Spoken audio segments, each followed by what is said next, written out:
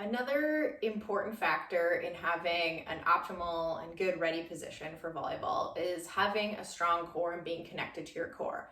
So in order to have a strong core, you need to know how to connect to those muscles first, and then you can strengthen those muscles within your movement patterns. Having a strong core is not just squeezing your abs and holding them tight, and it's not just doing planks for minutes on end. The first part of your core that is really important as an athlete to be a dynamic athlete, and dynamic means that you have the ability to move and adjust and react quickly, is learning how to use something called your anticipatory core.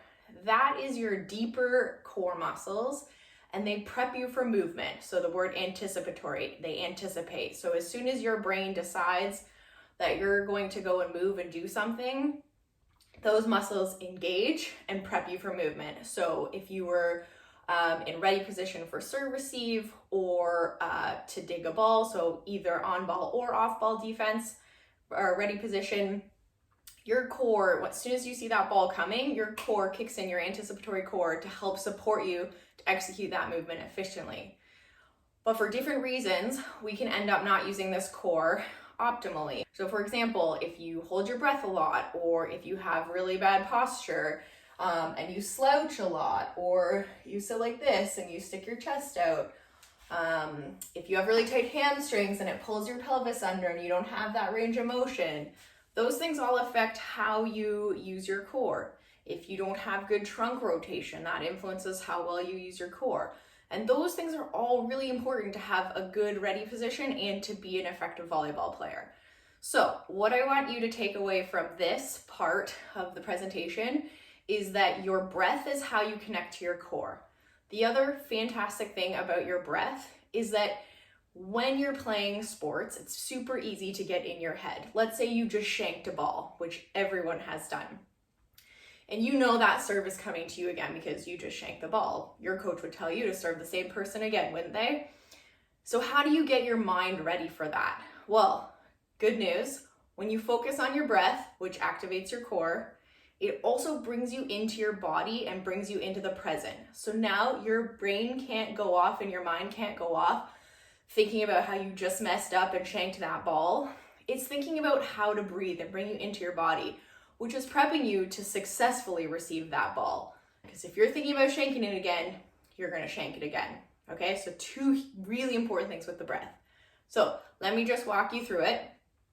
All I want you to take away is that the diaphragm, which helps you breathe, is the first muscle that you need to know how to use well and connect well in order to engage your core, connect to your core well.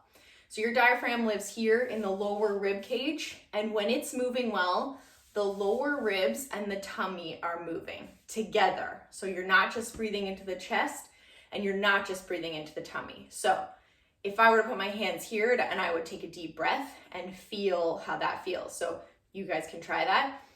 Take a deep breath, and where do you feel the air go? So I can already see mine's going up, my chest is rising. So I know I'm not getting a good movement of my diaphragm, which means I'm not gonna connect well to my core.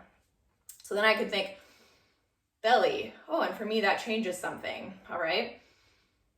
But it's still going into my chest, so I have some work to do there. So what you would want to feel is that there's not much air coming up into your chest. So this hand and your shoulders are not moving. Your tummy moves a bit, and you feel around here moving. The reason that happens is because when you breathe in, your diaphragm's a dome shape, and it lowers down like this. So this has to expand for that to happen. If it's not, that diaphragm isn't moving very well. Then when you breathe out, that diaphragm comes back up. Now the cool thing is that your diaphragm helps you breathe, super important, and it helps you connect with your core. Because as your diaphragm goes down, your abdomen lengthens and your pelvic floor lengthens, and as you breathe out, your abdomen contracts and lifts and your pelvic floor contracts. And that's how you become a dynamic athlete. So the first step is that breath. So what I want you to do is I want you to do that check again, see where you feel it, and then you can try to put that into the movements. So again, the ideal is that we're getting inhale and those ribs are opening 360 degrees. You feel the tummy lengthen a bit, and then on your exhale, your ribs are closing down. You're gonna feel a gentle drawing in of your stomach. okay? In your ready position, you can practice. So you're gonna get your hips back because now you've just worked on that hip hinge. You're gonna feel your weight over your whole foot, and you're gonna have your hands apart and ready, right? So not committing early to that platform because that really limits what we can do. You can shift so that you can feel the weight more in the toes, okay? You're not up on your toes, but you're feeling it more in your toes. And you're gonna hold, and you can see that my body's still pretty upright. I'm not leaned way forward, right? And I'm not tucked under like this and on my heels.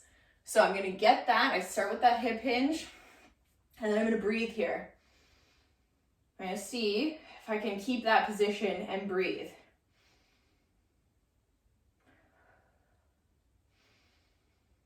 Try a few times. I feel good. Now I'm gonna put my hands up and be ready. I'm getting a leg workout, I'm getting a core workout, I'm working on my endurance, and I'm mastering that ready position.